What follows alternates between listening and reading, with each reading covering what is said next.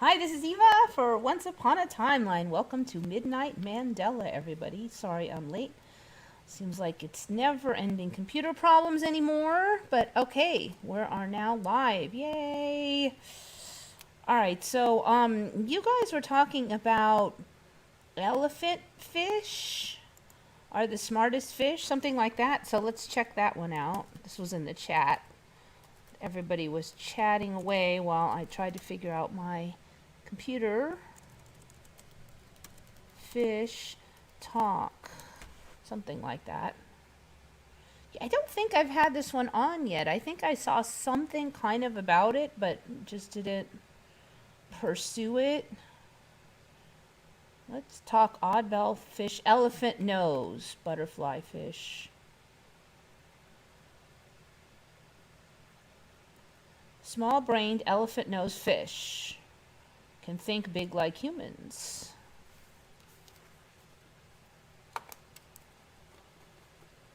I'm just going to write it on here.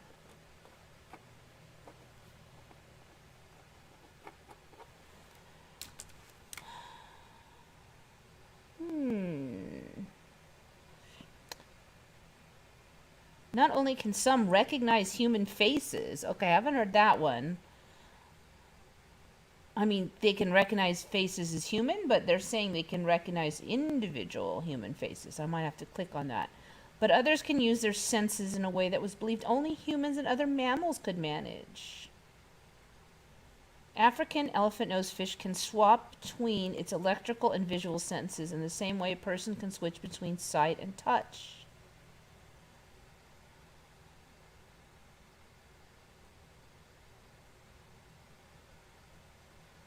All right, that's not about talking, though.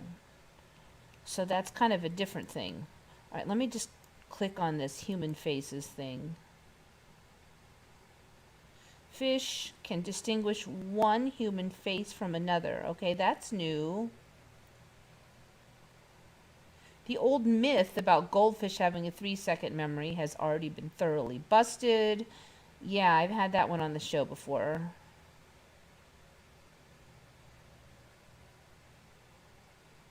In all cases, okay, so they use spitting fish.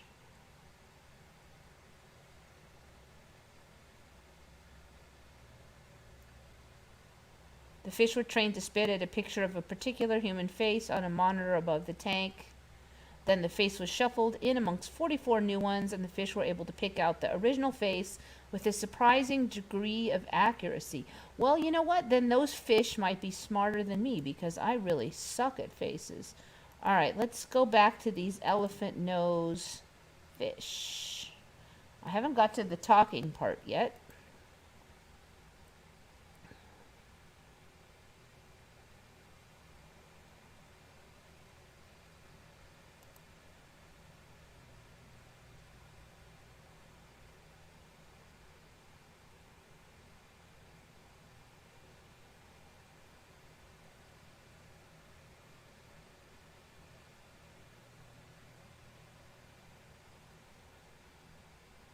Okay, fishing talk. Fish and elephant talk. There's not a lot on these guys. Fish sounds. Do fish talk to each other? Okay, that's a video, so I don't want to go on that one. Elephant nose. Maybe I should type it in right. Nose. I'm going to add the nose in there.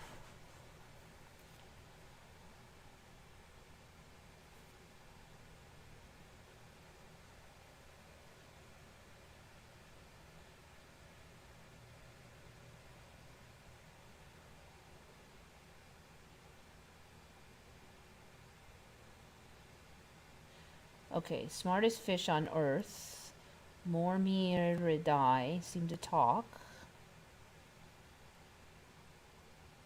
This might be another video, though. Let's see. Yeah, let's see. Yeah, just another video. Okay, well, I don't know. I've not heard of these, and I'm not sure if I'm going to get much more info than we've already scraped up. It's a weakly electric fish. Electric, so which generates an electric field with its electric organ and then processes the returns from its electroreceptors to locate nearby objects. Peter's elephant-nosed fish is an African freshwater elephant fish in the genus Gnathonemus. So I thought that only those electric eels could do that whole electric business. These are these are pretty common fish. They're common as pets. So I'm real suspicious about these.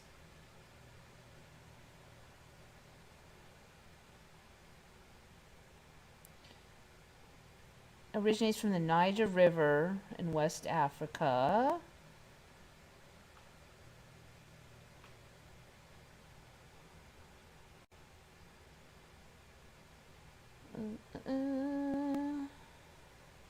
Okay, so I'm guessing they're going to say they talk with their electric field business or something.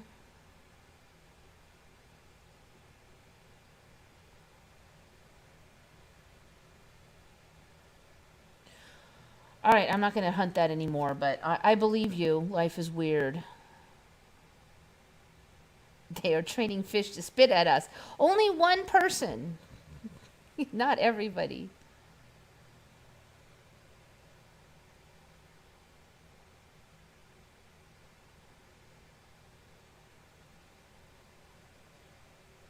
Okay, so I think then we wanted to check out that Mexico earthquake storm. So I saw a couple videos on that right before I came home.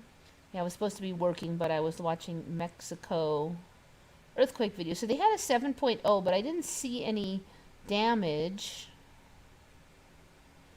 Wait, not, is that, it was, I was just seeing it like today, though. I didn't see anything. Tuesday night, killing at least one person.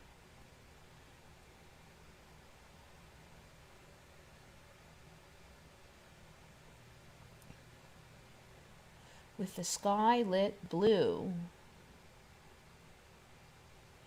Mexico has had 3 earthquakes in the past 24 hours.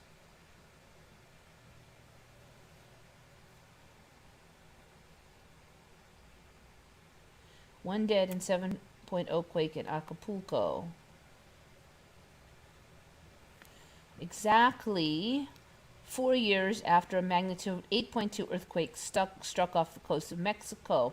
So we're getting, this is the second time I'm seeing this exactly X number of years to the day, because the other one was that hurricane that just hit Alabama, hit on the exact same day as Katrina hit.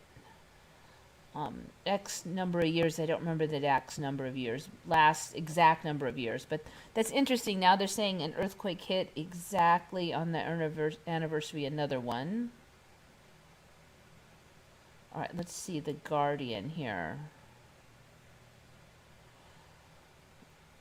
I'm really curious to see if this, if they're going to say it's earthquake lights or a storm. Now, on Reddit, they were saying it was a storm. Okay, so there is some damage, only one dead.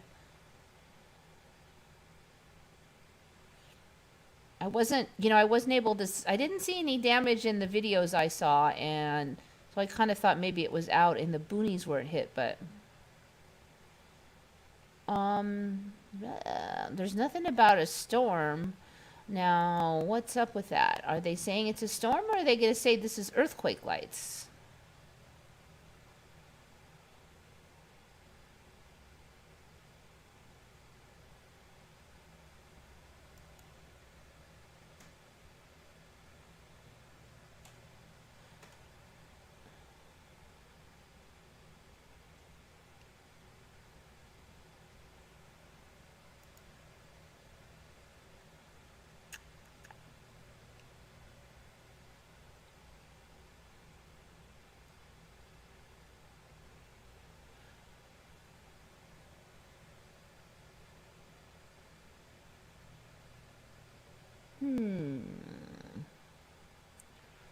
So I was in Los Angeles when there was about that size earthquake, and there was none of these flashes.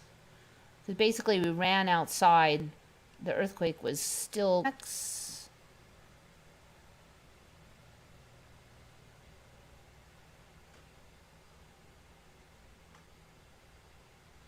All right, anyway, I'm going on to the next thing. Okay, so this one is from Mark Tyus. So there's a new weird pigeon, because I guess there just wasn't enough weird pigeons.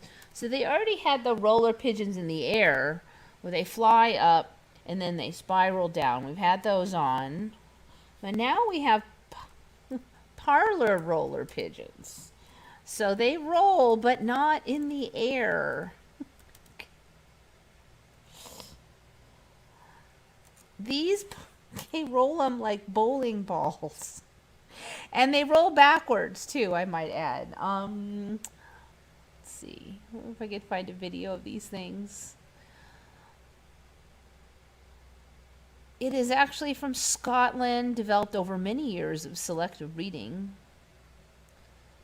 They're all descended from the rock pigeon. So basically these pigeons, they just roll along the ground. I think hopefully this one's... All right, they're about to... And they actually roll backwards. So if like the head is here, then it flips backwards and then rolls. So it's not even head first, it's backwards, which is just crazy. So I guess they have contests on how far their pigeon will roll. And this is a whole breed of pigeon that does this. Let's turn off the sound. We don't need that. Okay, I think they're going to roll one here. Of course, my main screen is acting up, so that's why I'm putting my head around the edge here to see the controls. He's going to roll this pigeon. Bloop. All right, that was a short one. They often go a lot further than that.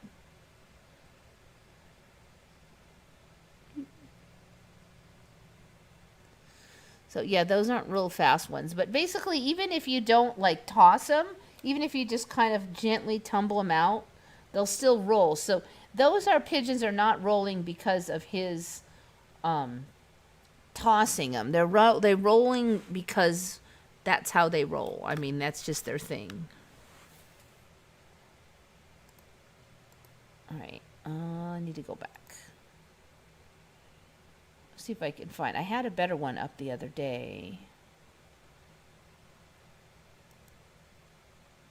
Let's see if this guy has some better rolling for us.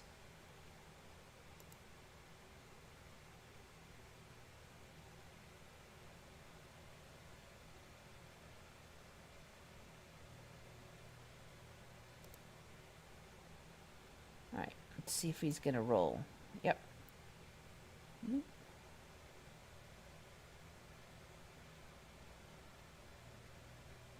See, they keep going on their own impetus. That guy's a really good roller. He just keeps cruising. Can you believe this? I'll just show it again. Wait, let's go back. Because it's craziness. This is a really good roller guy, man. He just cruises.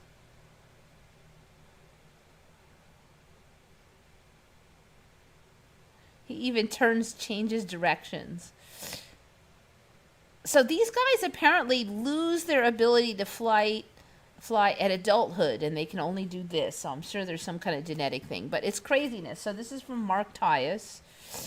Roller pigeons.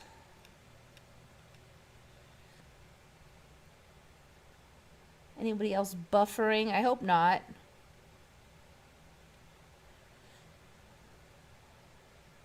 There isn't swimming pigeons. Is there? I don't know. That's a good question.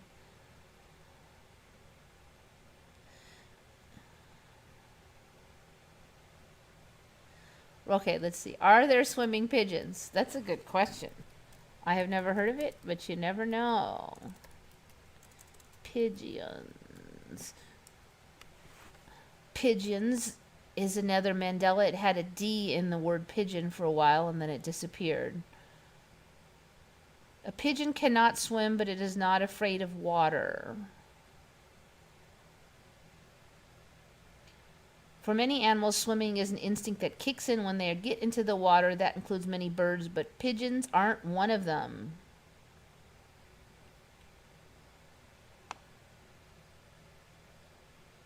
They do not have webbed feet that allow the bird to swim. They can float on the water surface only for a short period because they can drown otherwise if the feathers submerge in the water and get heavy.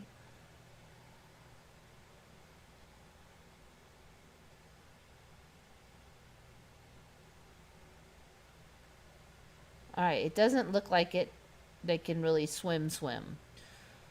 At least not yet. Give it some time. All right, this one, we've covered a little bit of this. Now we've covered what ribs can regrow now if the sheath of the rib is not damaged. So they can go in there and remove a chunk of rib and it'll regrow. So that kind of makes an interesting story for the whole Adam and Eve thing, because now if God took off a piece of rib from Adam but left the rib sheath there, then that rib would regrow naturally. It doesn't even take that long. If the sheath is damaged, it wouldn't regrow. Last I checked, okay, it's been a few months. But now, then they started saying that fingertips could regrow sometimes in children. But now we're at fingertips can regrow in adults. So I just stumbled onto something on Reddit where somebody said that they meat cleavered two fingers just near where the nail started growing out. So the nail bed was still there, but past that was chopped off. So what's that, like 5 millimeters or so? A finger was chopped off, including bone, and they said it grew back. And then other people on Reddit were saying that they had done something similar, then theirs had grown back, and then other people said theirs did not grow back. So the official story now is fingertips can grow back even for adults. And that is new for me. And it's grown because adult fingertips could not grow back last time we checked this. Cutoff point. Why only tips of fingers regrow? Why only tips of fingers regrow? So now that story about that guy putting that powder on his finger that had the stem cells and regrowing his fingertip is totally a non-story, because it might have regrown even if he hadn't put that powder on. Why was he on a big talk show and making a big woo-woo story about growing back a fingertip if this crap happens all the time? And it could be but yet not one person on there went, wait a minute, fingertips already regrow, so who cares?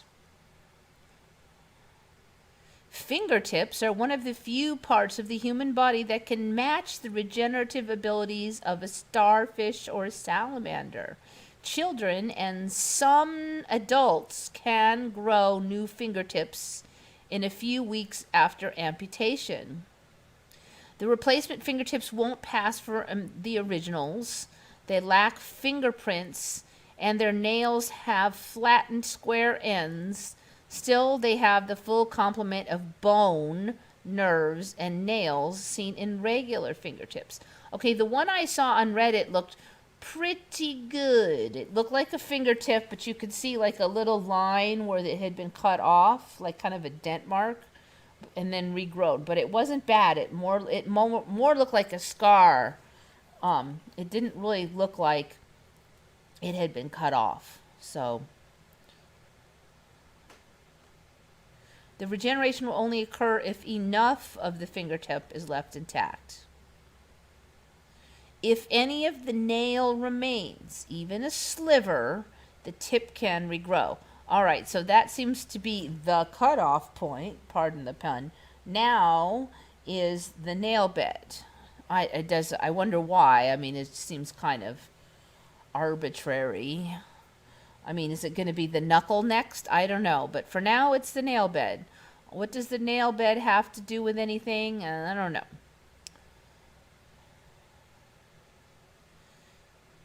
cut off the nail entirely, and neither it nor the fingertip will come back.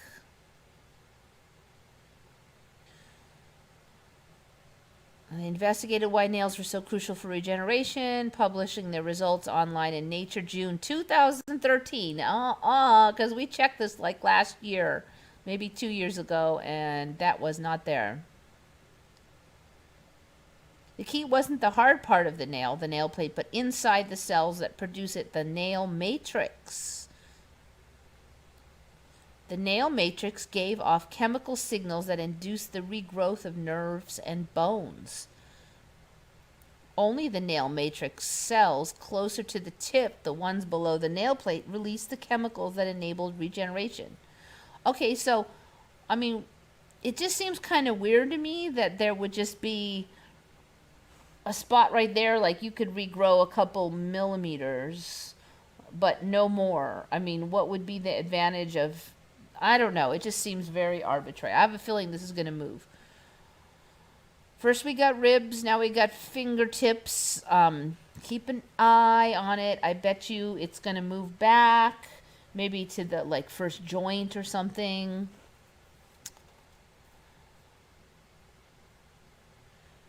Then they'll say, oh, anywhere near the nail matrix. I've never heard that, actually, the nail matrix. An injury that removes the entire nail could still preserve some of the nail matrix, and the fingernail could still regenerate. Since this didn't occur, it suggests that only certain cells in the nail matrix were involved in regeneration. Ever wonder what that whitish crescent on your thumbnail is? It's the nail matrix, or at least the part we can see. Okay, that's interesting, because I've wondered about that white part on the nail, and sometimes I'd have them and sometimes I wouldn't, and sometimes it's visible and then they weren't, and then there was all this storyline about what it meant if you could see them or not, and you were unhealthy if you could see the white moon on your nail. So now it's just the nail matrix. I've never heard of that being anything. So now, all right, so that's the current story. Whatever, people. Ooh, now there's a whole bunch of chit chat. Yeah, need input. We use euphemisms on here because otherwise the whole show can be removed. So just, use your nicknames for stuff like you just typed, please. The little algorithms can come and visit if that word is used too much. We've had problems in the past. Don't show video on growing finger.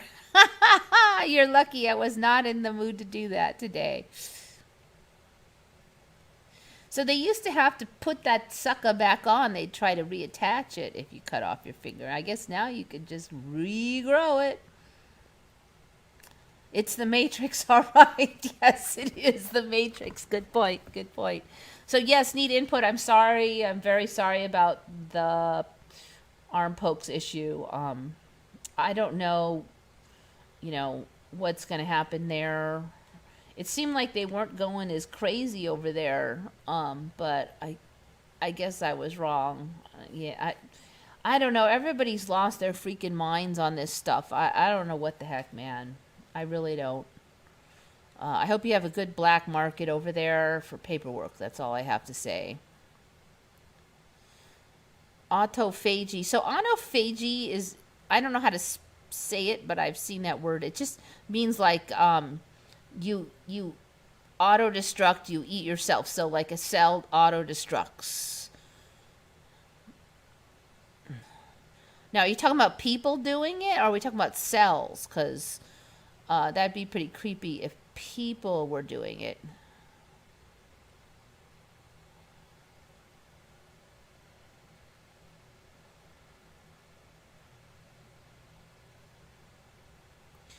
See, now angels don't fall. I have heard of them, like you get the tip, pick it up. If it's not too mashed up, they'll stick it back on. Now, I've heard of that.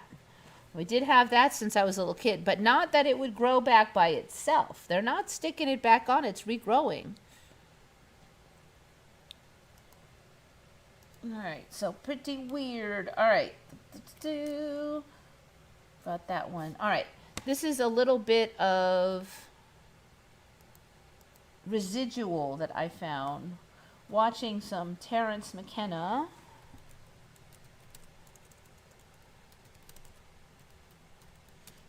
Sometimes when I'm working, I just put these long, yappy videos on and listen to them while I'm working. And there's a lot of those Terence McKenna ones, so he's been kind of on the docket lately. Because I don't have to watch what's on the show, it's just talking. So I can just walk around the building working and not have to see what's on the screen and listen. Weirder than the maddest among us, suppose.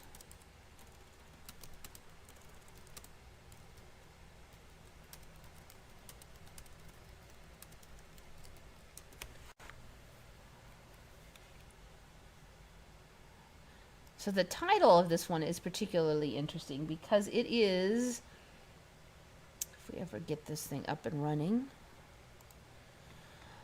"The world is far weirder than the maddest among us suppose." Yeah, very interesting title. Now this was, what, decades ago. When did he die? I think 20 years ago he died, something like that. So this is long before the Mandela. So I don't know if you know this guy, but he's kind of famous for taking a lot of psychedelics and then talking about his experiences and his opinions on the world and stuff.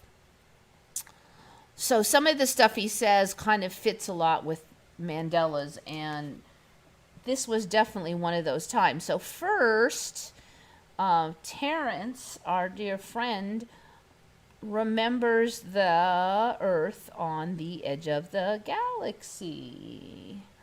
And since we were never, supposedly never, at the edge of the galaxy, that's mighty interesting. Now if I could just get my mouse in the right spot here.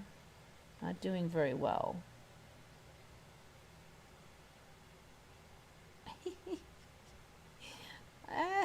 Let me try it on here. I just can't control the mouse.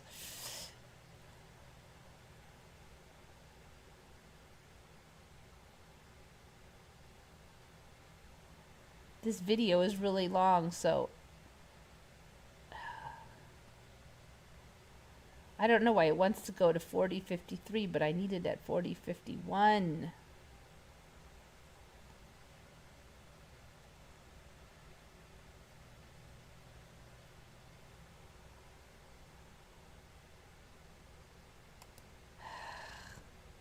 All right, I'm going to try it here. I'm not sure if it cuts off the important part. I think it does. Dang it, if I could just get it to go back a hair.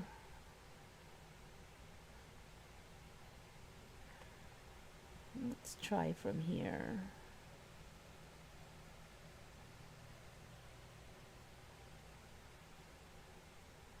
I'm going to try it from 4041. I'm going to need sound for this.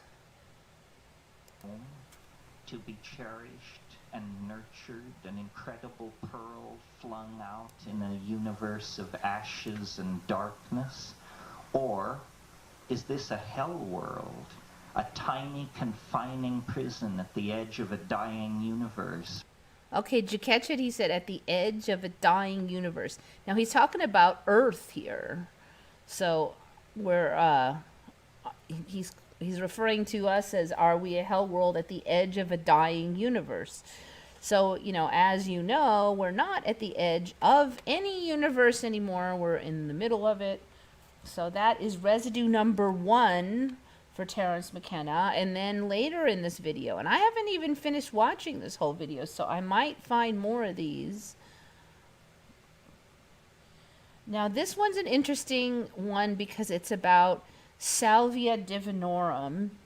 And Salvia divinorum is a hallucinogenic drug that kind of showed up out of the woodwork for me Not maybe, ooh, I got it really close. Maybe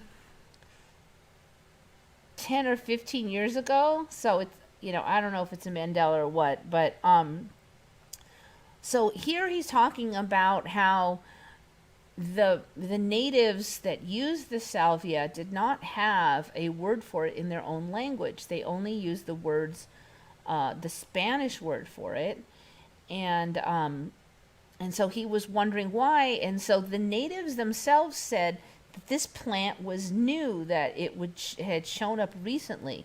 So the botanist said that the plant only exists in this one area on Earth, and it can't be like new. But the natives of the area are all saying this is a new plant.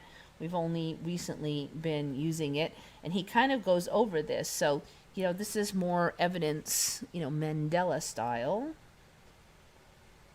I'm just going to make sure I'm still coming in over here.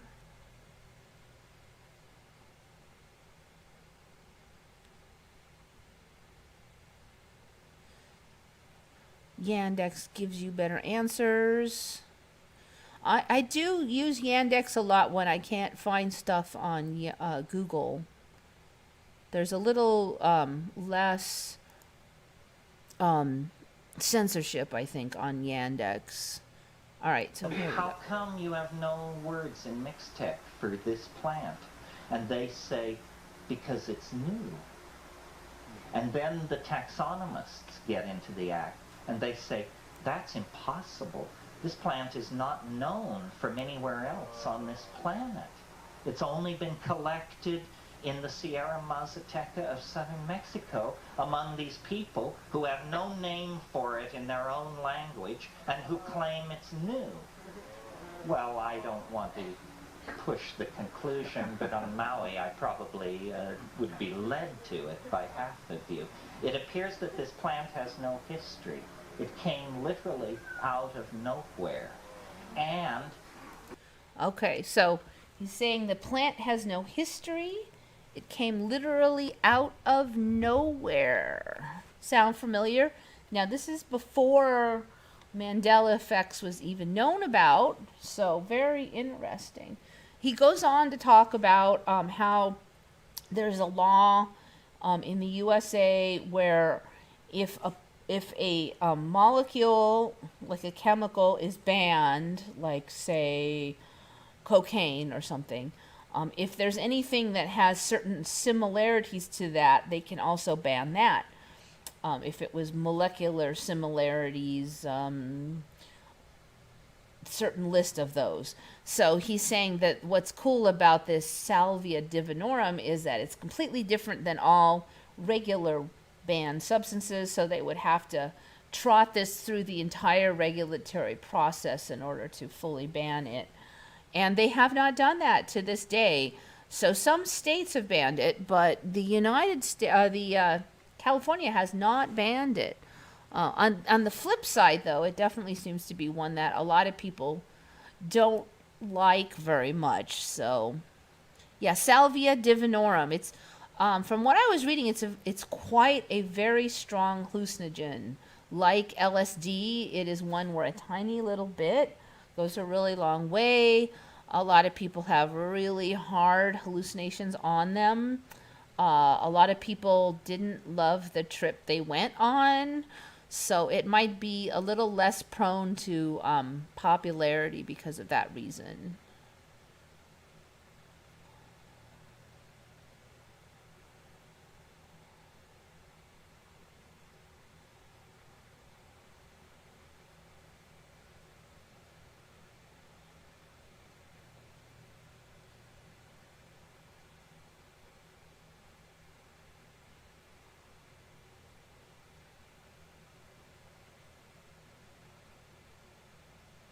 Google did not buy DuckDuckGo.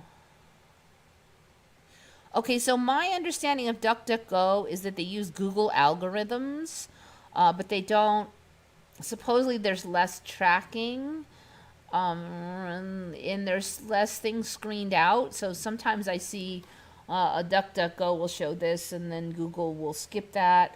But as far as I'm concerned, it's very close to Google, and I've noticed when I use it that I'll generally not find anything new with DuckDuckGo. If I can't find it on Google, I'm not going to find it on DuckDuckGo. That's been my experience. I just go straight to Yandex. The other thing about Google is it has certain functions that are really convenient. Like if you pull up a image, it can find a whole bunch of other websites that have the same image. And sometimes it's super convenient when you're researching. So I tend to just do Google or Yandex. Yandex is pretty good, but it doesn't have all the functionality of Google, but then Google has all the censorship. Salvia as a kappa opioid agonist works similarly to a dissociative. So they're basically saying it's a pretty hardcore hallucinogen from what I read. And when I was reading up on it on Arrowhead, a lot of people said it was similar to LSD. But it seemed like a lot of people's trip reports on it were not, it wasn't like full of euphoria and fun stuff. So maybe that's why it's not gotten really popular. I think a lot of people take these hallucinogens because they just want to feel like a good time, and it doesn't seem like salvia is that kind of hallucinogen. It's more like a learning process, and a lot of those times those kind of things are not that fun. So Yandex is good for searching for what's going on in the Western world. If I'm looking for anything that has to do with arm pokes or that kind of stuff, I like Yandex. If it might be censored on Google.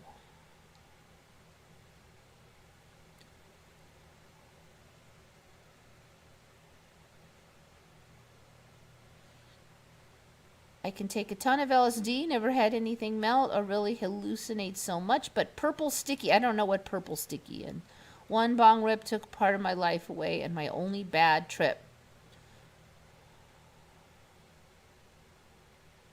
Is purple sticky the salvia? I don't know what purple sticky is.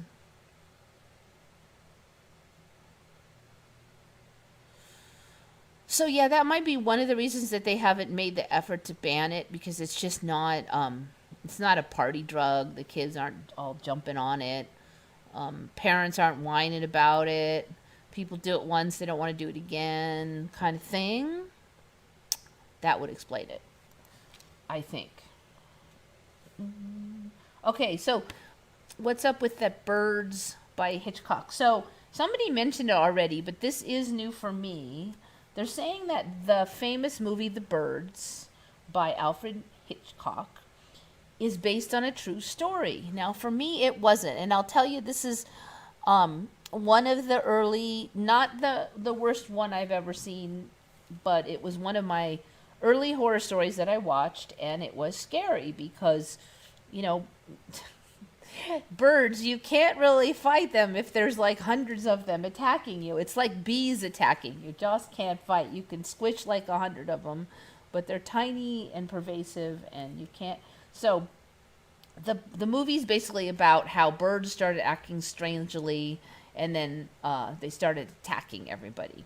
But there was kind of a slow build. And so it's based on a true story now.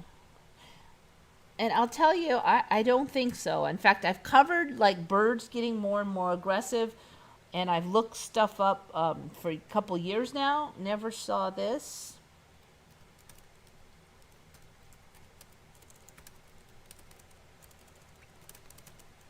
And ironically, the place that it happened was right here in San Diego. You'd think I would have heard about it.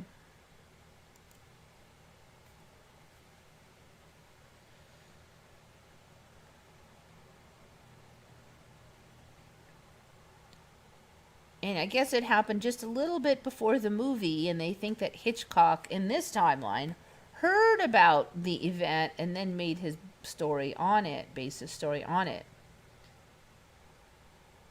Until recently, it was believed that the source of inspiration that Hitchcock was story used the same name in 1952, whose authors are the famous British novelist Daphne du Maurier.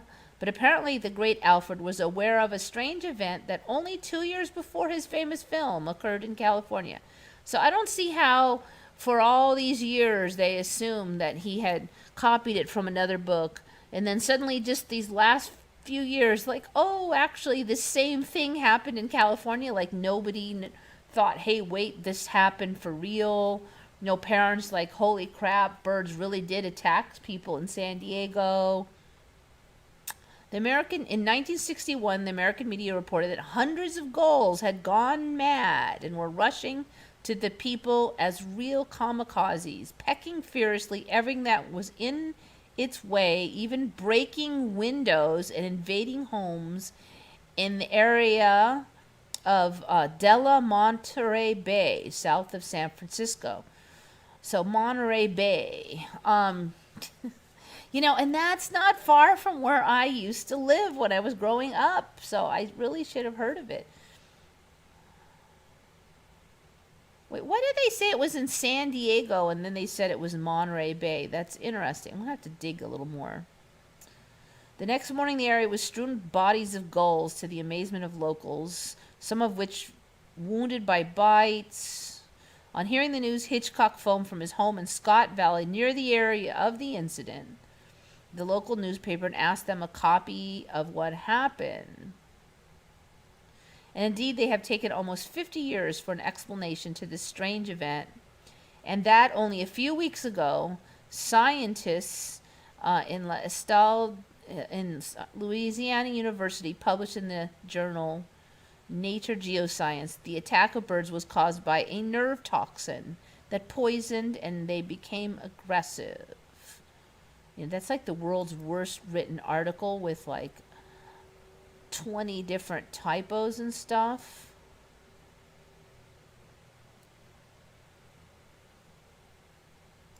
I'm going to click on this one and see if it gives a better rendering.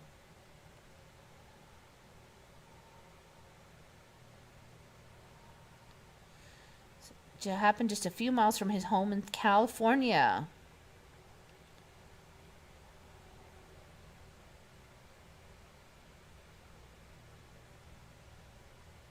All right, so they're saying a normally harmless type of marine algae had become toxic, and he affected the brains of seabirds off of the coast of California. I don't see seagulls eating algae that much, so the story is a little weird. Now, I have said about 10 years ago I went snorkeling, and I've gone to the beach a lot. I live in California. As a kid, we went to the beach a lot. And I never had this happen until about 10 years ago. I put my stuff in my bag and I went snorkeling, and I came back and all my stuff was flung all over the sand. And I was like, what jerk kicked my stuff all over? And I was all peeved, and then I realized it was the freaking seagulls. The seagulls had gone into my bag and were flinging, my cell phone, everything all over the sand. And my whole life I lived in California, and the gulls were never aggressive like that. They never would have done that. Sure, if you threw a food down, they'd grab it, but they wouldn't kick your crap all over the freaking beach. You literally have to lock it down now to keep, have to like zip it up or something. So they've gotten weird. I guess that's a precursor to this.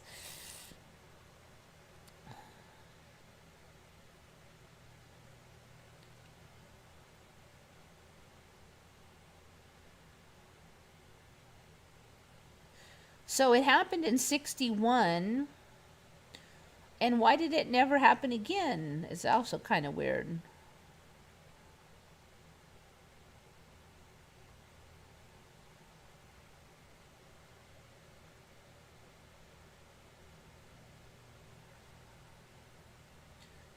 All right. So this toxic algae, Pseudonychia, produce a chemical called domoic acid, which is a neurotoxin. It's been linked to many cases of human poisoning because it can build up to dangerous levels in shellfish. If someone eats the shellfish, they can fall victim to amnesic shellfish poisoning. A nasty condition that causes a range of symptoms including nausea, dizziness, brain damage, and memory loss. It can be fatal.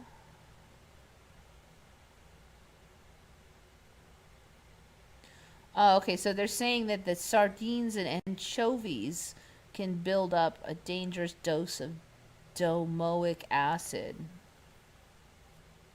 The seabirds eat the anchovies.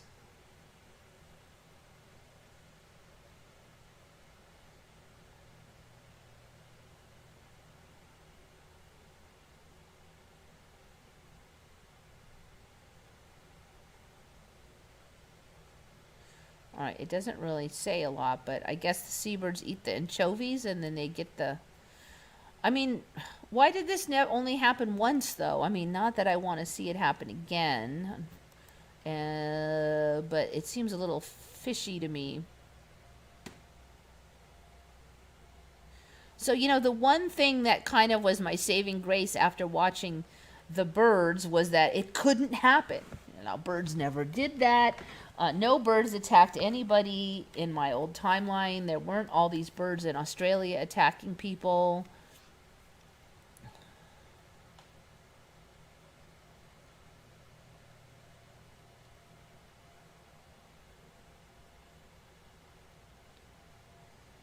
Fly agaric, one-time best trip, spiritual use only.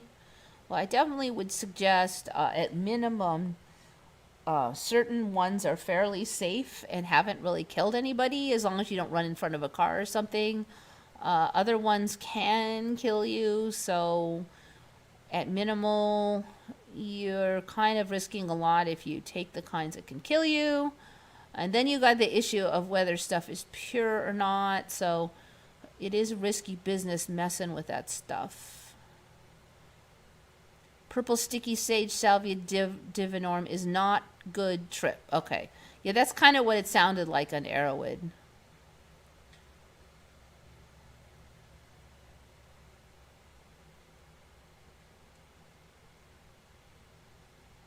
So that might be why they didn't make the effort to ban it, because people are like, no thanks.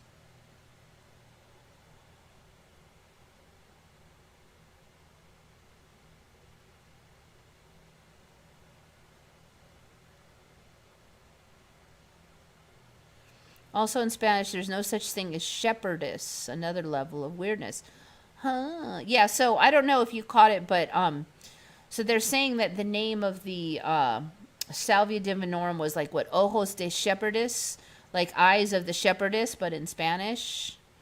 I don't know, maybe they had the word shepherd and they put an A on the end of it or something.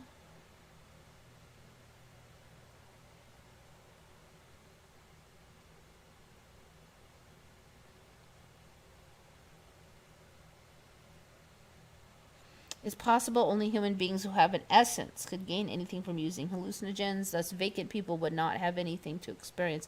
I don't know, I've never really met anybody that didn't experience like something. But, it probably depends on how much you take and your goals and, are you trying to learn something about yourself and get better? There's been a real strong movement lately about using certain hallucinogens, especially shrooms, for dealing with post-traumatic stress disorder, depression, that kind of thing. I have met a lot of people who said it helped them, but then, there's risks involved too, of course, and it's probably, it's going to be a certain risk either way, but it does seem like there's a lot of research just going into it these days, especially the government's allowing research to go forth. So we might be kind of moving into an era where that's more acceptable.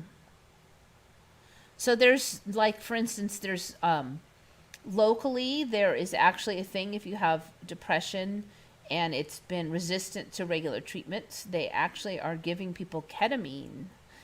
And it's in a controlled environment. I think they like ketamine because it's kind of a short-acting drug. Like LSD is like 8 or 12 hours or something.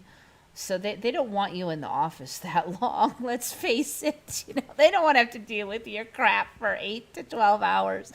So they like these shorter drugs.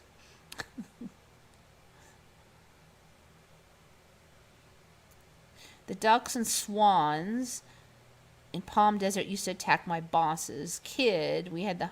Okay, so, like, I've had geese attack me. It's been a while.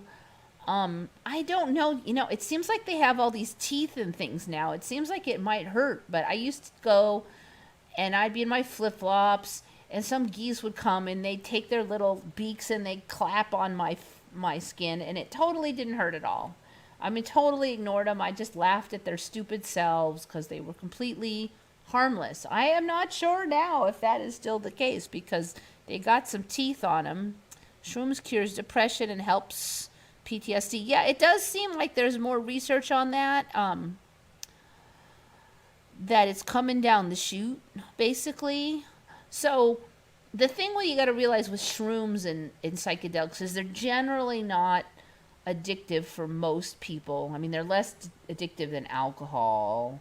They're less addictive by far than like nicotine. I mean, it's not saying that nobody ever gets addicted to them. You can definitely get like mentally dependent on things even if you aren't physically. So there's always going to be a certain risk, but it's not like the same as taking like cocaine or something where a lot of people get addicted to it, or meth. And also there's certain ones that I've never heard of them really helping you get better in anything, so they're just dangerous, but they don't offer any advantages. Whereas, like the shrooms and some of the psychedelics, they're saying that they really do help people. Like, people go through decades of therapy and they're kind of stuck, and then this just kind of pushes them, over the edge to being, solving some problems they just couldn't solve before. So it's very interesting, and I don't know if it always was like that, but it seems like that's where we're heading on the stuff now, so keep an eye on it. Okay, so another kind of a classic tech back in time, the fax machine. When was the fax machine invented? So they're saying it was invented even before the telephone.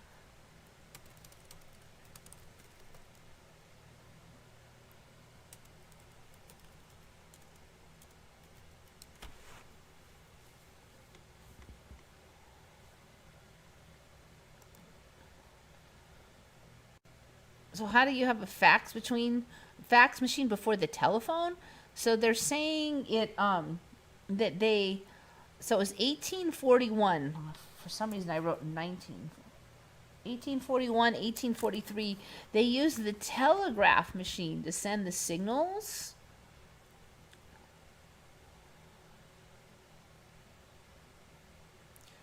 The fax machine was invented in 1843, before the Model T was even a dream, before the telephone was invented, and even before the American Civil War broke out.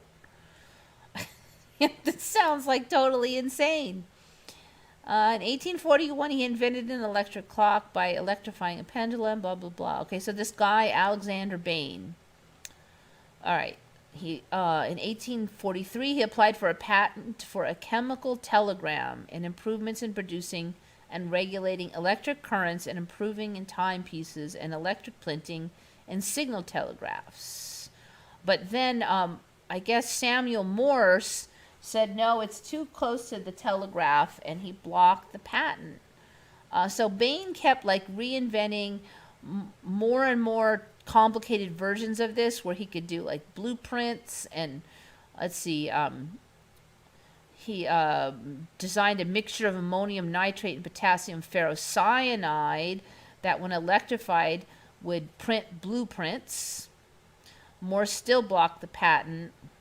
He further improved it so it would copy 325 written words per minute, about 8 times what Morse's telegraph system could do. But then other people were getting into the game. So basically, this poor guy Bain got the shaft, and Morse blocked all his patents, and he supposedly died poor and all this stuff. But anyways, he still invented it in 1843, which seems absolutely insane.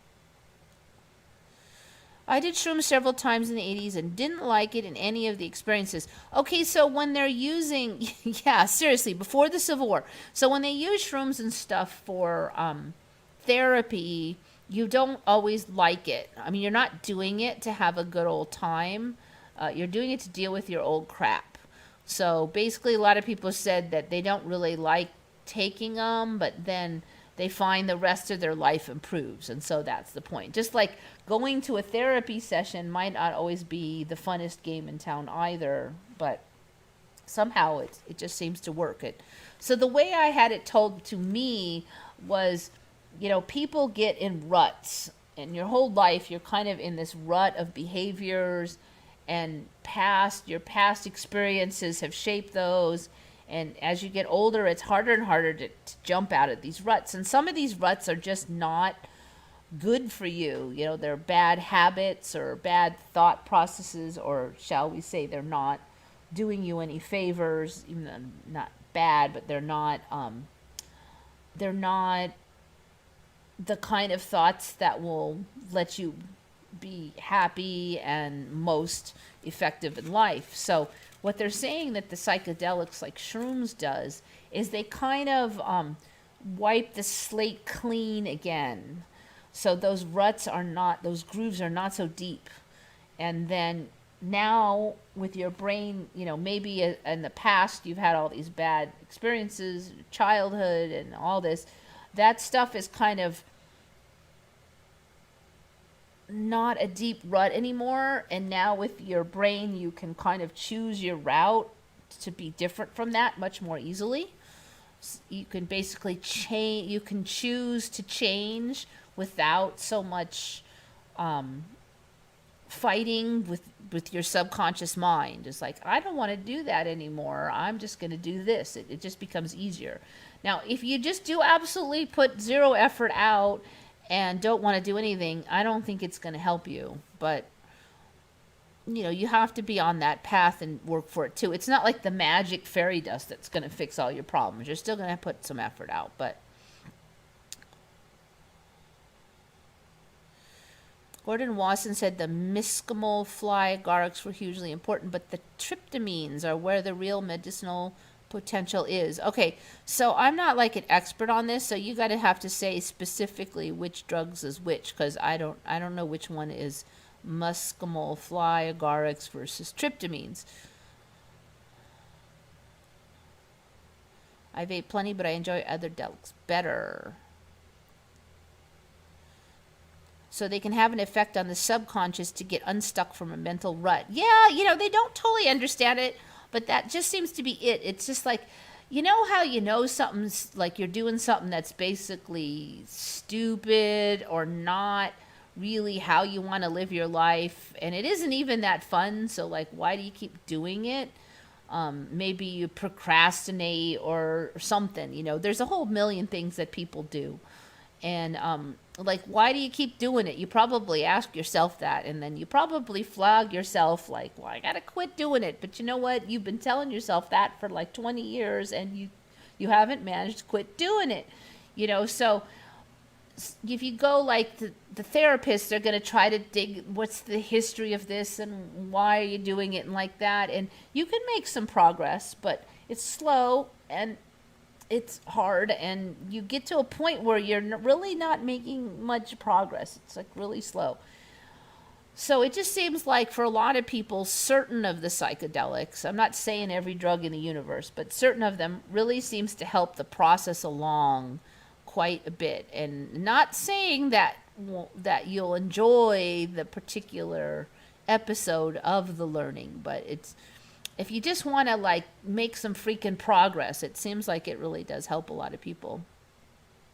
So, you know, that they say go into it with the intent. Intent is important in a lot of things. Go in there with the intent to want to learn what you need to learn too, and that does seem to help.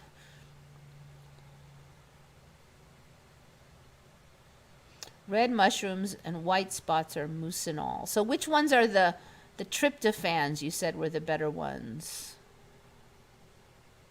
Fly agaric forced me to face all my fears and demons, and I killed them all. Huh, okay.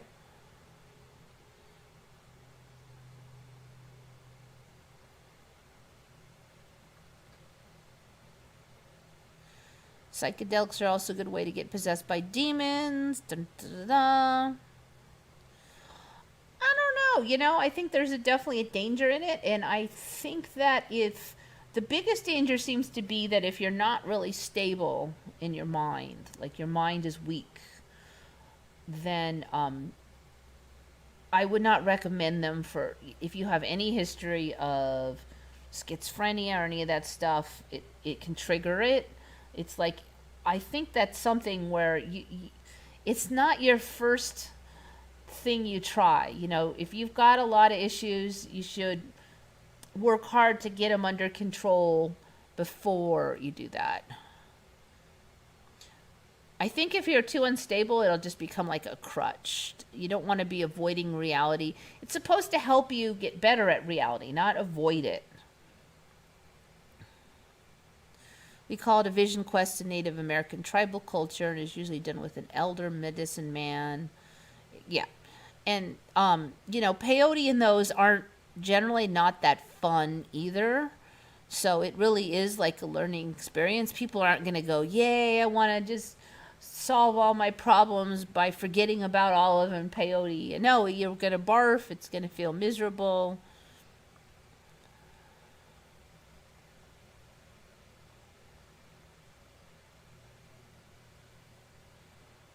I have met many unstable people who did them once and literally went insane. Yeah, but you're already unstable. I think it's kind of like exercise, okay? If you're reasonably healthy but out of shape, then exercise is good for you. But if you're sick and you're like in the hospital bed, you probably shouldn't be doing jumping jacks, and I think psychedelics are like that. If your mind is super sick, then you need to get it to a certain level of stability before, because psychedelics are like a high level challenge. So if you're unstable already, I don't think you should touch them. Definitely not.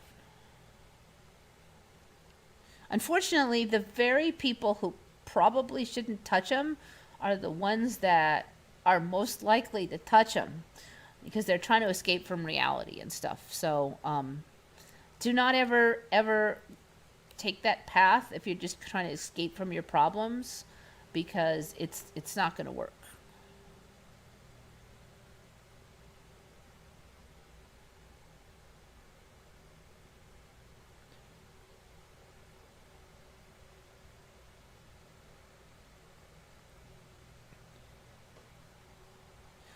Peyote is pretty fun, but not enjoyable. It's hard to describe.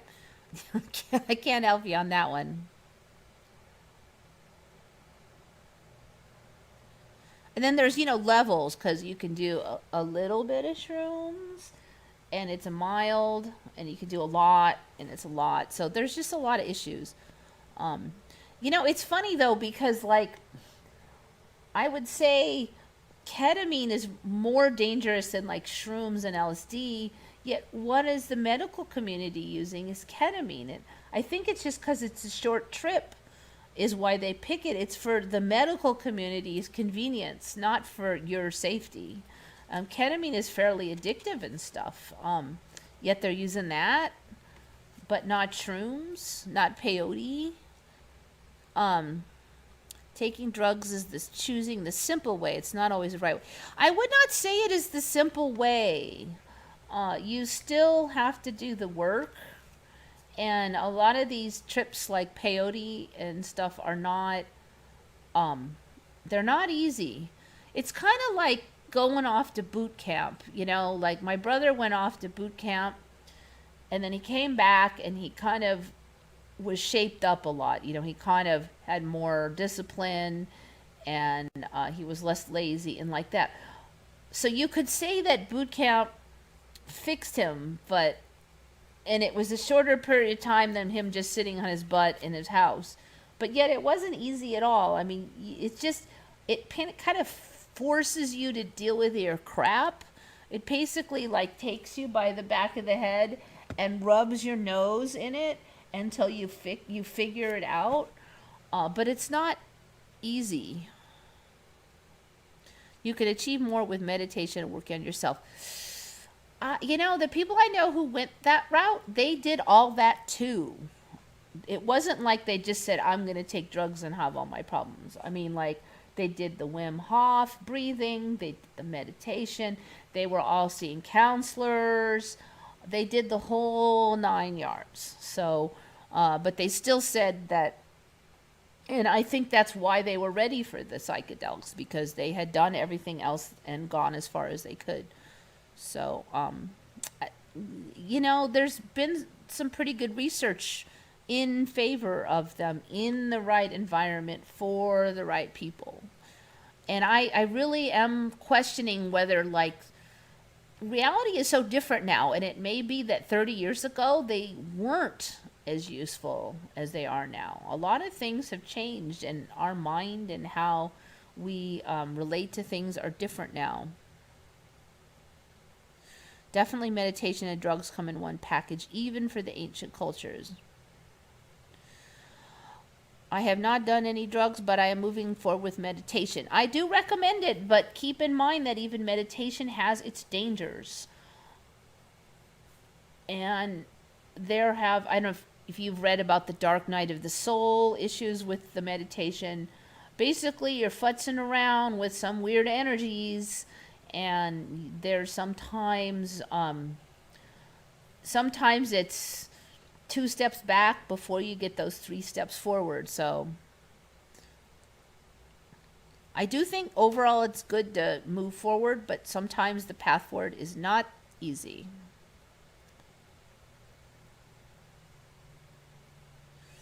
So I'm just saying, know your stuff about meditation, because there are like stages of accomplishment with meditation, and there's often this stage, like the down, they call it dark night of the soul. It's just kind of like this part where it sucks, basically. And maybe you'll breeze through it. Some people breeze through that period, and some people get stuck in it. Toxic shortcuts cause distortional perversion of anything spiritual. Yeah, I don't know. I'm not saying it's not a shortcut.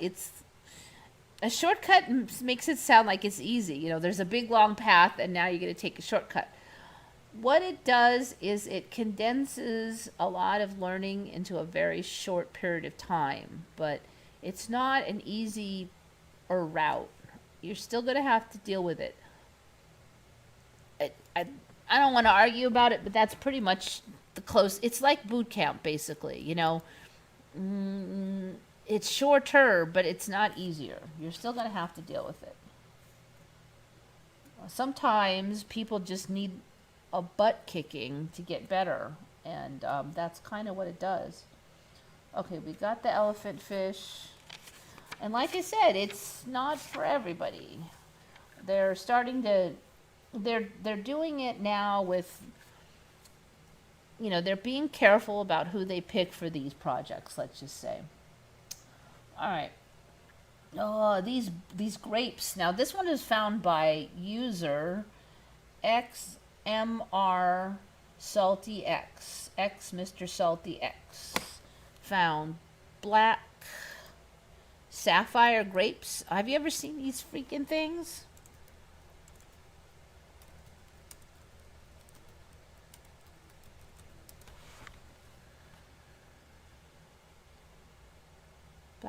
Black sapphire seedless grapes.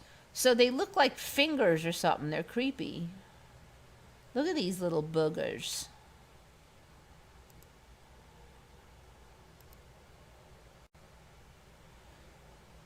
So these are grapes. I don't know. Have you ever heard of these things? Black sapphire grapes. They were supposedly invented 17 years ago.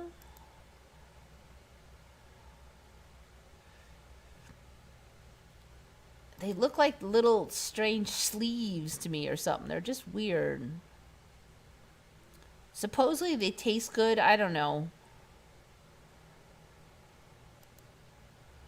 I guess it is nice to have more grape in each bite, but I don't know. I know I'm in hell now. No, you can't be in hell as long as there's still ice cream. That is my story. That is my personal saying that I invented myself, and I'm sticking to it.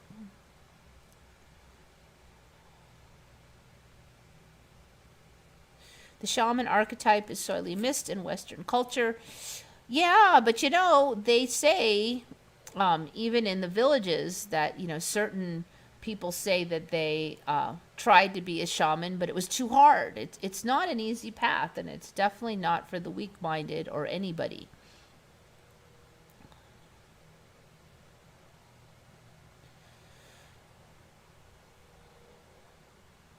Dark night of the soul, even sobriety has that darkness. Yeah, it's kind of a term used specifically for a stage in meditation. A lot of people go through it without too much trouble, but you could look it up. It's good to know about it, because then if it does hit, then sometimes it just helps to know what's happening and go, okay, this is just a phase. I just need to keep moving through it. Then you don't get sucked into the storyline too much.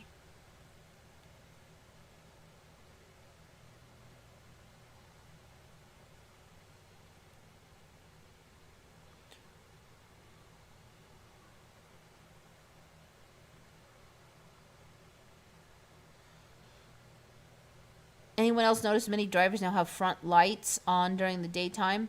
Well, daytime running lights, is that what you're talking about? I mean, mine come on automatically in my newer truck.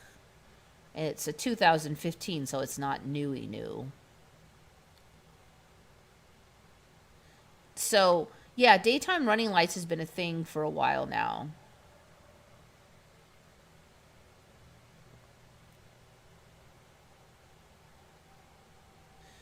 Every Mandela fruit is here to buy. Maybe.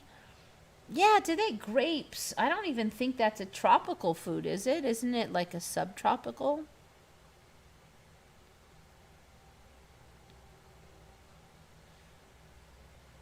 Okay, so next one. All right, so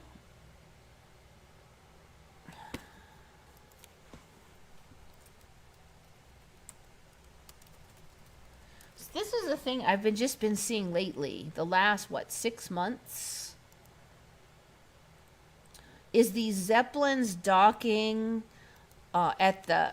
Now, all I remember for like blimps and zeppelins is they would land on the ground, and people would go, like a ladder would be dropped from the center, and people would go in and out. But apparently now it was quite common for these zeppelins to dock at the tips of buildings, and then they would just all be at the tip of this building, and they would get on there. So that makes zeppelins a lot more useful, because they don't need a big flat spot. And this is actually an old photo of people getting on a zeppelin this way. And this photo just showed up really recently. I've been kind of watching this, and I started to see the zeppelins on these points just maybe a year ago.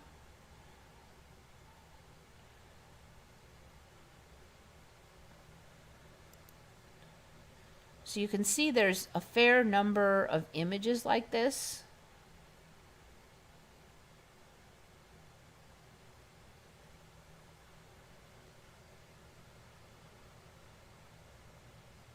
So this is entirely new for me, this docking at the tops of buildings business. So then I went and looked at the Hindenburg, because I had brought this up before, that I saw the Hindenburg disaster, and I didn't remember that pointy thing in the structure, in the picture originally. So there was I had just seen that there was a tower, and I totally didn't understand why it had any meaning. I didn't think it did. I just like, oh, the image of the Hindenburg disaster now shows that there was a tower nearby. Well, now the story is that it was attempting to dock with the tower when it caught on fire. So in my old timeline, it was just attempting to land on the ground, and there was an image of it catching on fire and plopping on the ground. But now it's on, like, right on this docking tower, apparently. It wasn't going to land on the ground at all. It was going to land on this docking tower. So I don't know if people get off on the tower and then come down or what, but that's the story now.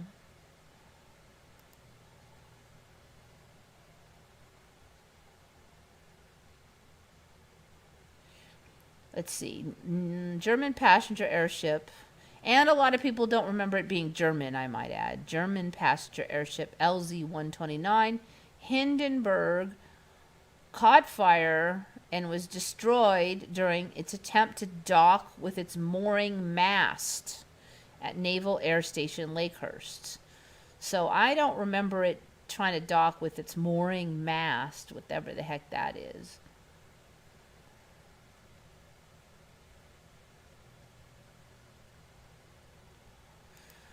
So yeah, apparently they just dock up high now.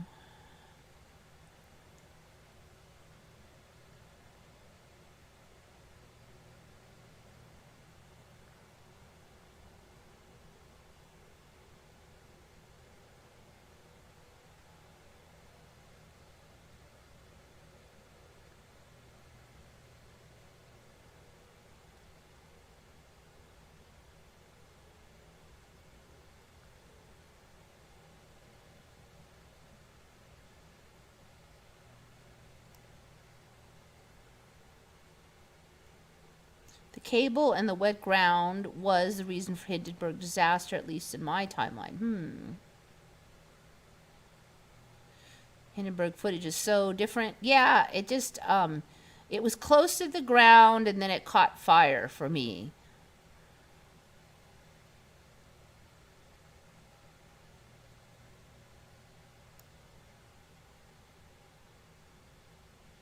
So for me, when did the derrick show up? Maybe 3 years ago, but the derrick was kind of in the distance, and I didn't think it was related to the Hindenburg at the time when I first saw it.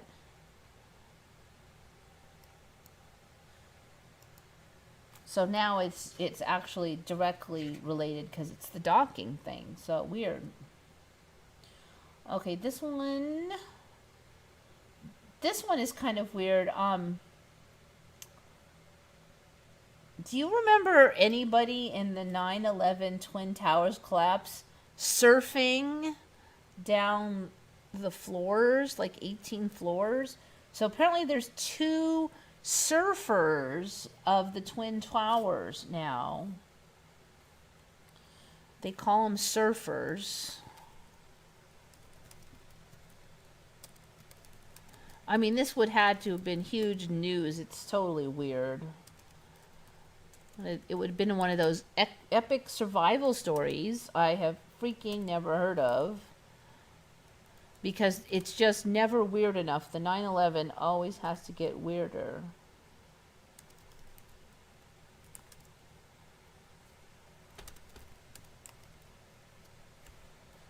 So this one just popped up on Yahoo. I guess Yahoo wanted us to see it. I don't know.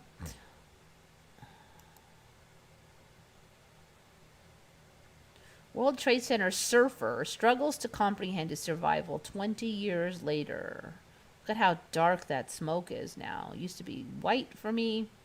As one of only 2 people who survived 9/11 by surfing down the Twin Towers collapse, Pasquale Buzzelli has a mixture of survivor's guilt and gratefulness. So supposedly he surfed down 18 floors. He got like on a slab of cement and surfed it down for 18 floors. He rode a small patch of concrete flooring down another 18 stories, suffering just a broken leg and ankle.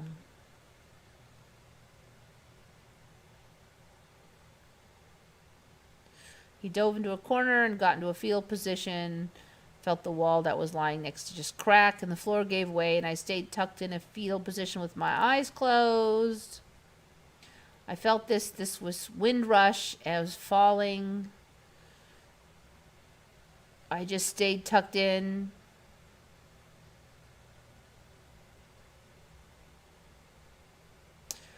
So yeah, I don't know, have you guys heard of this surfing?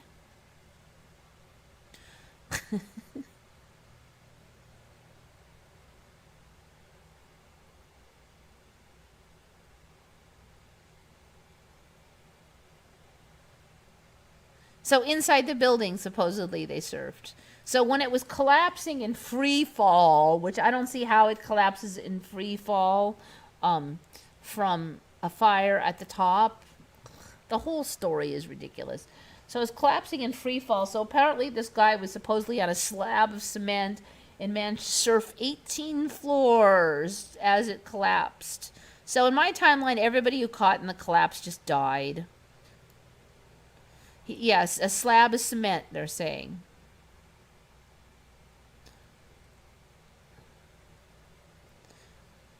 Yeah, everybody that caught in the collapse for me died. There were, some people who got to the bottom floor and managed to survive, with stuff fell on top but didn't quite get them. But there were no surfers. But in this timeline, there were two surfers. Surfing, no way the universe is messing. I know. I mean, 9/11, I don't know. It just gets weirder every few months. More weird baloney happens.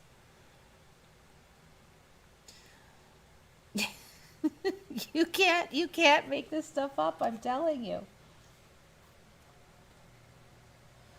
All right, here's another one. All right, I've said before that I feel like the famous UFOs, aliens crash site at Roswell keeps changing, and not very many people really saw my view of it. But how many crash sites were there at the famous Roswell, New Mexico incident of the UFO? How many crash sites? And while you look at that, I'm going to bring up some other stuff. I think I've got everybody that needs credit getting their credit. Oh, the fingertip regrowing ones. I should credit user on Retcon. SEELE01 TXTONLY. So Seeley01 text only found that fingertips regrowing thing. So good find, text only person. All right. I think that's everything for that page. Mark Titus got his. Yes.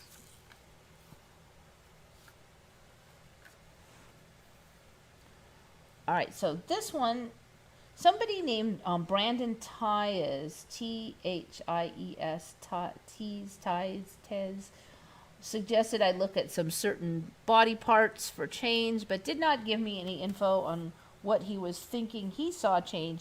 A lot of this stuff to me has been changing for years, bit by bit by bit. So it's hard for me to really come on and say, okay, now this is still a little bit bigger than last time, which was a little bit bigger from the time before, etc., etc. So it's kind of hard for me to decide when to report on some of these things. Like, oh, wow, it's a little bigger. But I did notice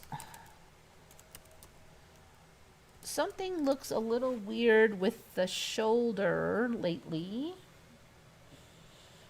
I don't think he mentioned this one. He was saying spinal cord and stuff. And while I was trying to look at that, I just saw other things. Let's see if I can find that image. So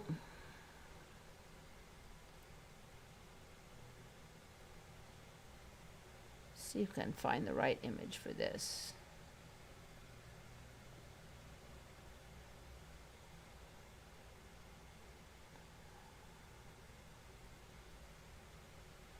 Let's try this.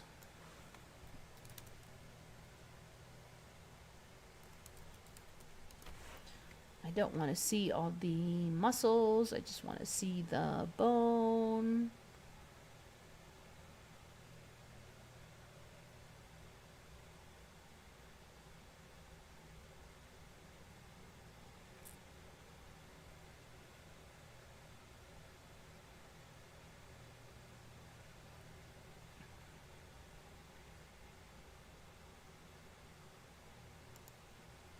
Okay, so what I wanted to kind of show is it looks like this stuff has changed a little.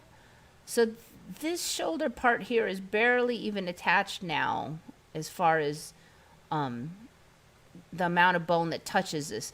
This area has gotten bigger. And here the attachment is gotten kind of like swoopy or something. I don't know how to describe it, but it's just a little bit different than the last time I looked at it.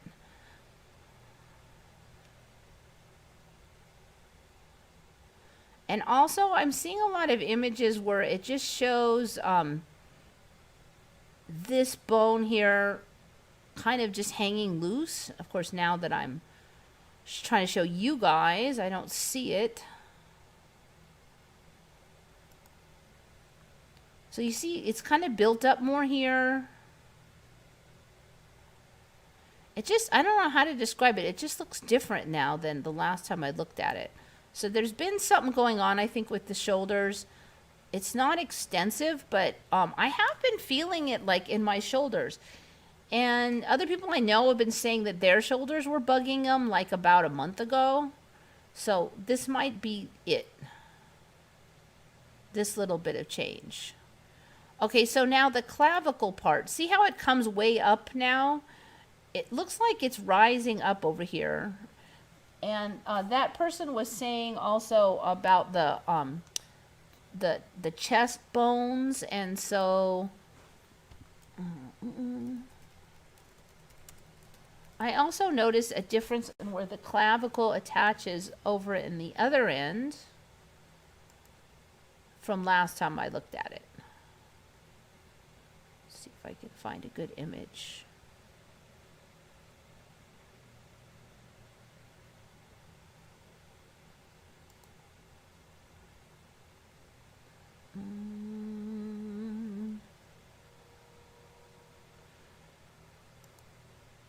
Okay, so maybe this one. All right, so what I remember is the clavicle attaching down here more, like in this region. It looks like it's coming up over the top of this manubrium. The manubrium is getting kind of a swoopy pattern shape here that wasn't like this. So I remember this attaching more like right there. It's almost on the top of the manubrium now. So I don't know if there's going to be a jump where it jumps onto the top or what's going on. Then you see this bone here also attaching to the manubrium with its little stretchy structure. So I remember it kind of like this was lower down here and then the clavicle was there. And also the clavicle looks huge right here now. Like there's a huge bony bump there, and I don't remember it being like that at all. It was more like this end over here. So it's like Giganosaurus now.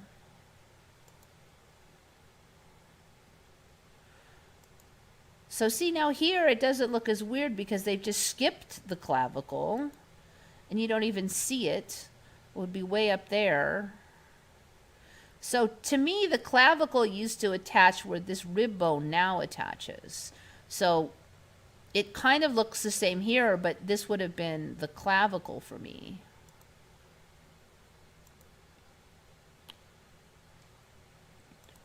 So like, look at this one. It's way on the top. It's barely even touching. It's more like attaching over here almost to the spinal column than the manubrium now. It's so something's going on with this. And see how it's bent like this? So it was more straight across for me before, but it seems like it's getting kind of this arched pattern now. And then there's like this weird dip right there. So there's something up with all that. I think this clavicle is on the move, basically. Not sure where it's going to, but man, you guys are chit-chatting a lot. I did believe it's possible to surf down a collapsing building, but not happen in my time. Yeah, I don't even want to. It sounds ridiculous. I could basically kind of seeing it, but they're saying 2 people surfed, and there's no freaking way that happened in my timeline.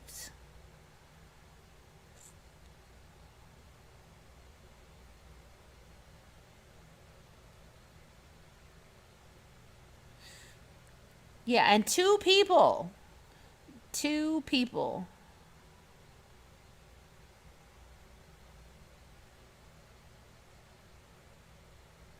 What color was George Washington's white horse?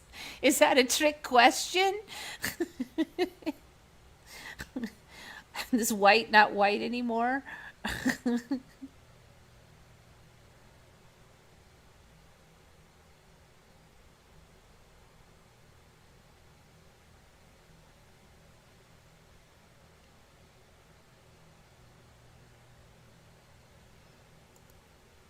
Okay, then what else did I see? So he was saying spinal column.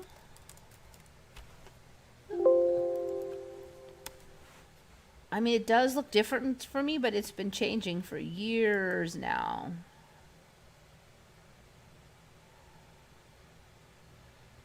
Maybe look at this one.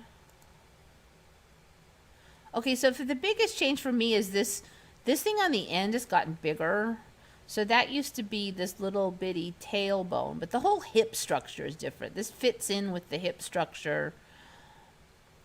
So now these sticky outy parts have kind of specialized more. So you see like a really definite difference this batch versus this batch versus this batch. It wasn't that clear last time I looked, and it has been a while since I've looked. You can see these ones bend over now, like they look like shark teeth now. And then these are all, so these have gotten really wide too, because last time I looked, you would see this be the bigger, and then it would get smaller, smaller, smaller. Now, my original timeline, they were all the same size. But lately, this has changed a lot. It's, this whole area used to look more just like this. There wasn't like this huge difference there. These have gotten really fat in here and kind of almost grown together. So yeah, it's been a while since I looked at these, and this one is very highly specialized. These two have changed a lot since the last time I looked at them. Look at these. These look like wing nuts.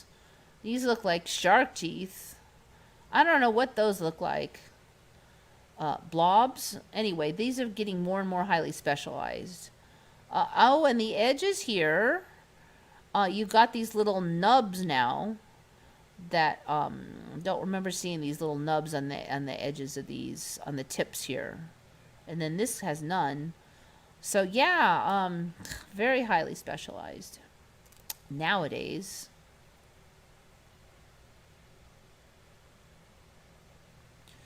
Without being too invasive, I haven't seen your cat for a while, and mine doesn't like to stay in anymore. You know, he just hasn't been coming over on these shows for whatever reason. I guess he's figured out that he's supposed to be at the other building right now, and he just hasn't bugged me. But otherwise, he's pretty much the same cat. So the way Fafnir is, that's my kitty, he basically goes out when the weather's good. So in the winter, he stays in at night because it's freaking cold. And he's not a very furry cat, so he gets cold. So he'll stay in the winter and go out during the day. But then when the summer comes and it's hotter than Hades, he will stay in during the day and go out all night when it's cool. So he pretty much just adapts to when the weather's good. If it rains a lot, then he's going to stay in when it's raining and then go out when it's not, or be really crabby if it doesn't stop raining.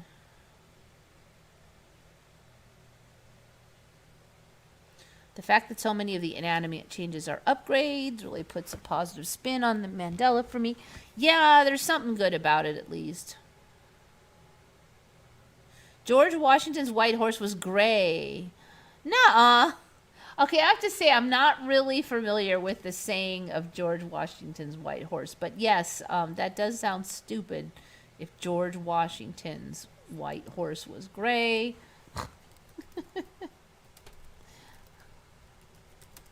I don't know if I had that in my thing, though. On my old timeline, that he had a white horse. Either I didn't know about it or it wasn't there. George Washington's horse.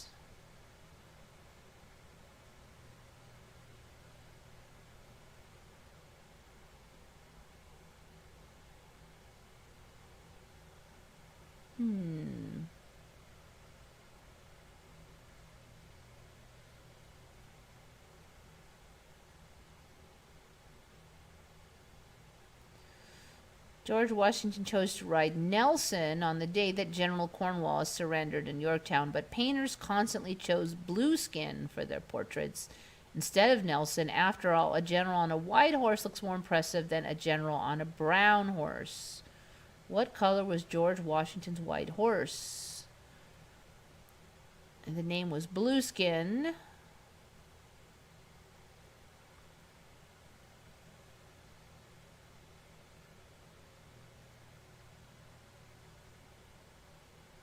George Washington's horse was gray, like the old mare.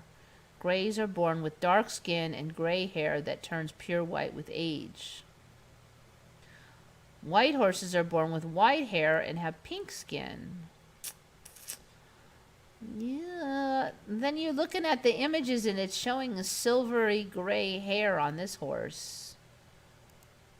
So I don't know, is this in progress of a change?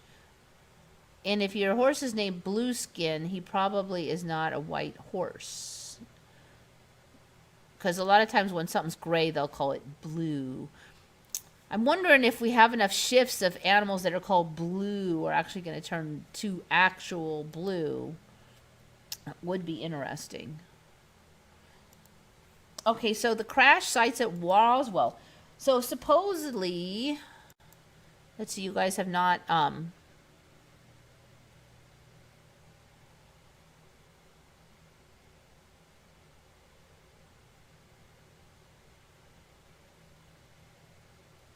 Nothing relaxes quite like a cat. Yeah.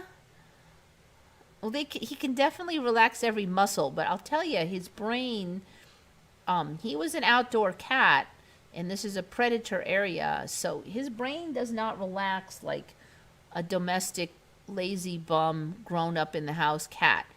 If he hears a noise that he doesn't recognize, he wakes up immediately to inspect that noise, even in the house. He can relax every bone in his body, but his brain has a warning signal in it. Okay, how many crash sites at Roswell? So apparently the old story was there were 3 crash sites. Now I remember 1, and then a few years ago it seemed that there was 2, but now the official story was that there were 3 crash sites. And then I saw on History's Greatest Mysteries on TV last night that supposedly there's 7 crash sites. Well, the chat is now showing in thick black for me. You might want to just refresh your window, the URL. That might fix it. So supposedly there's 7. There were supposedly crashes all over the area now, within those few days, like everywhere. And one of the sites that it supposedly crashed on, you can't make this one up, is a place called Corona. Corona, New Mexico. There was one of the crashes of the 7 crash sites at Roswell. So that's what History's Greatest Mysteries said. I mean, did we not figure this out yet? All these years, we don't know how many crash sites there are. I mean, it seems to me like people would have been all over this stuff. There were actually 2 crashes at Roswell, which most people don't know. All right, so when I looked like 2 days ago, or 1 day ago, there was 3. One of the websites said there was 3. Okay, well, there are 3 different. So here, according to HuffPost, there was 2, not 1. And then over here, well, there are 3 different crash sites popularized in the famed 1947 Roswell UFO event. This plot of land on the outskirts of Corona is said to have been the final resting place of the alien ship. All right, so 3 is the most I found online, but History's Greatest Mystery says there's actually 7. Let's just see what the wiki says. See, I clicked on this like last year. That's why it's highlighted.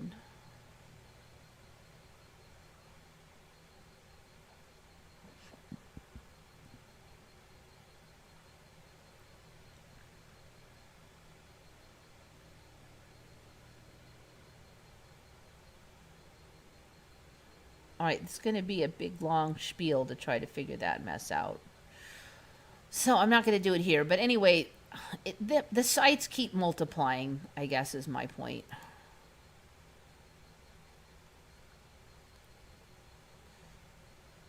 You know, they hold up a thing. Unfortunately, it was on TV, so I couldn't really, link the URL. But basically, they held up this map and they said there was crash sites reported all over. There was one here and here and here and here and here and here.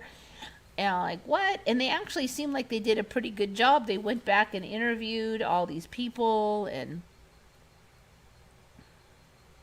one crash site with multiple scattered rubble locations. Well, they're saying there's 7. I don't know.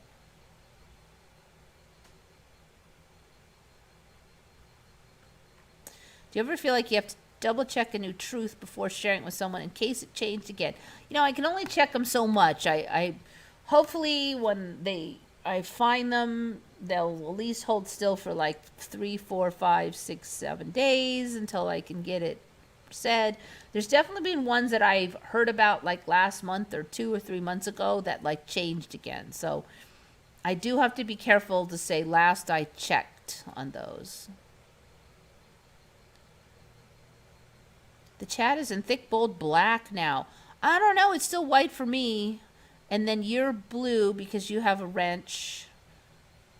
Outskirts of Corona. Yeah. So there's a Corona, New Mexico, which I've never heard of. Now, we do have a Corona, California. But now there's a Corona, New Mexico. Concord history and crash changed too. You'll have to tell me how, because I do not know the Concord history to start with. I always add the disclaimer, last I checked. Yeah, I've gotten very much into that habit of saying that. After seeing something was a Mandela and then finding out it magically disappeared again several times, I've learned my lesson for the most part. One that freaks me out is Nambia and Namibia being in the same places. I always remember both. The one I cannot understand. Okay, so for me, there was only Namibia. We don't have a Nambia, right? I think some people were saying they remembered Nambia. The writing is in bold black, not the whole site. I don't know. See, for me, there's a black background with white writing. So if the writing was in black, I couldn't see it.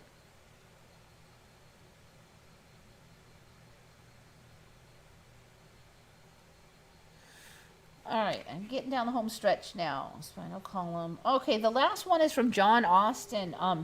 He does not remember, and neither do I. For chickens, he does not remember hens having combs. It was just roosters. And I actually don't remember hens having combs either. So that the stuff on the head. So it used to be roosters had combs, and then hens did not. But now hens have like little low combs.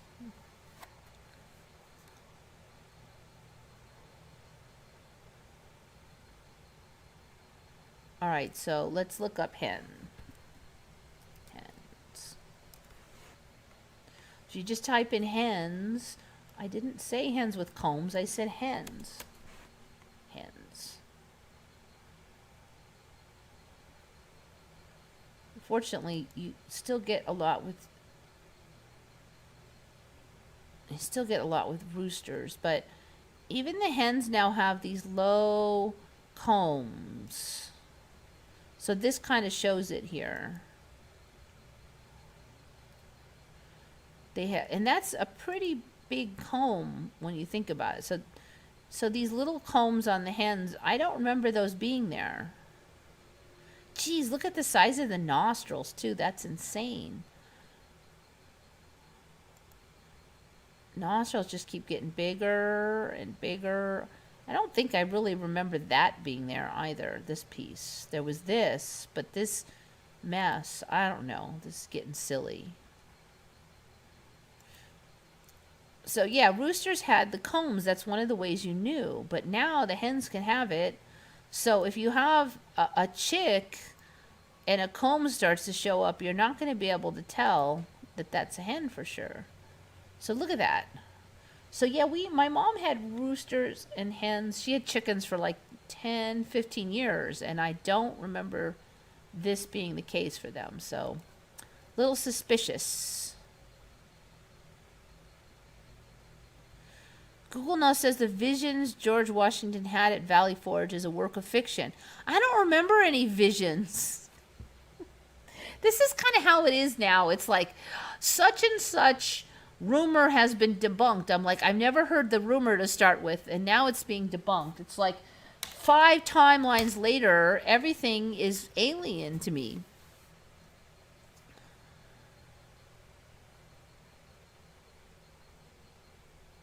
It seems this reality is fluid. I worked at Home Depot and always had to check if there was a the or not before I wrote it because I couldn't remember.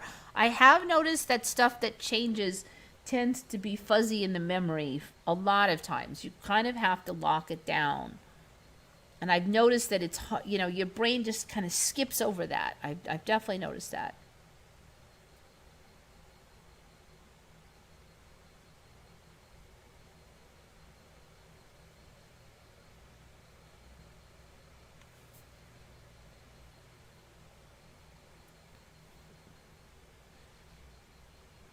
Roosters recognized by the longer tail.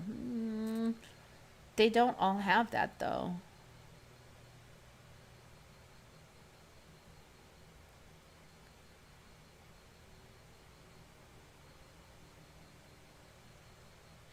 Okay, anyway, I'm about done. So if you guys have anything you want to add, now's the time. Otherwise, I'm ready to sign off.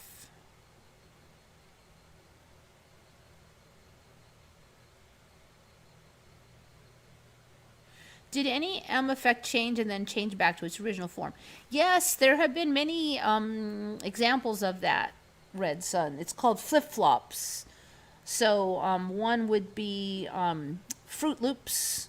So for me, that one has flipped for a lot of people a lot of times.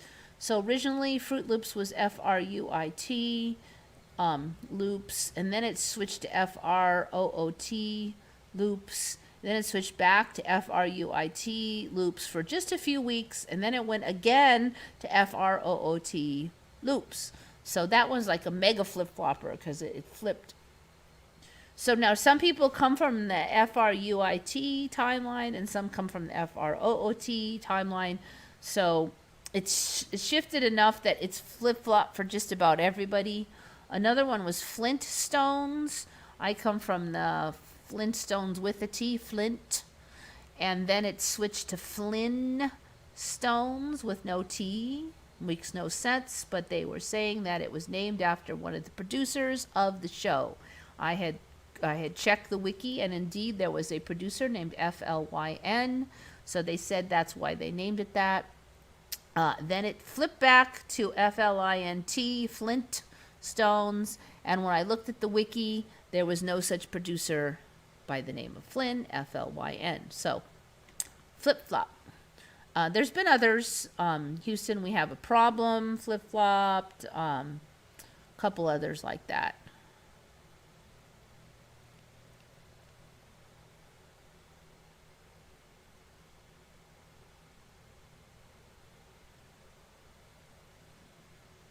Mongolia was part of China, definitely.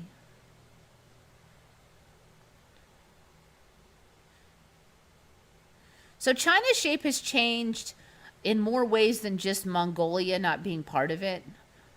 But it looks like a chicken now if you look at it. Speaking of chickens.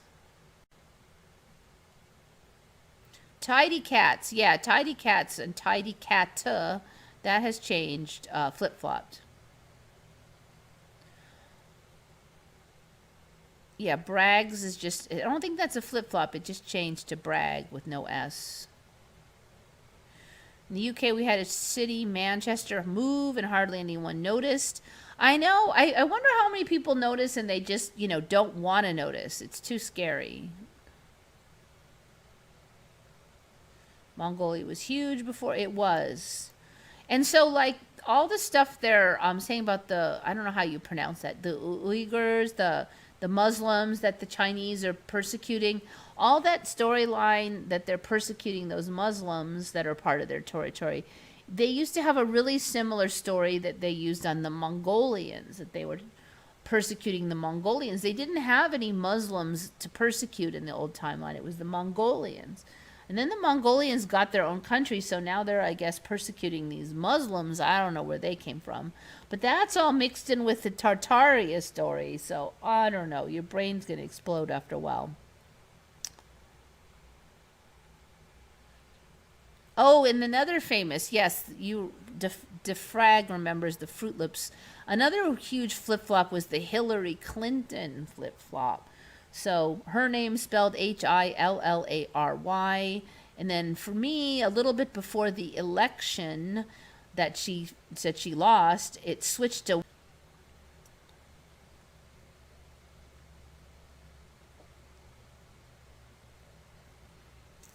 I have delivered cattle supplies to a ranch in Corona, New Mexico. Do you remember there being a crash site on there? Remember anything about the Roswell crash site that wasn't in Roswell? Not in my Earth. There was no Mongolia since Genghis Khan was defeated.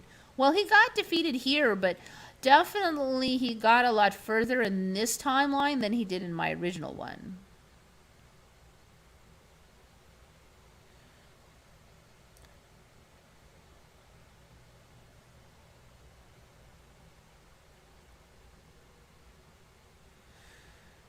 Okay, anyways, I'm about done. So I think it's time for me to go to bed. Thank you all for being very patient and hanging out until we finally got things going. So think good thoughts, everybody. This is Eva signing off for Once Upon a Timeline.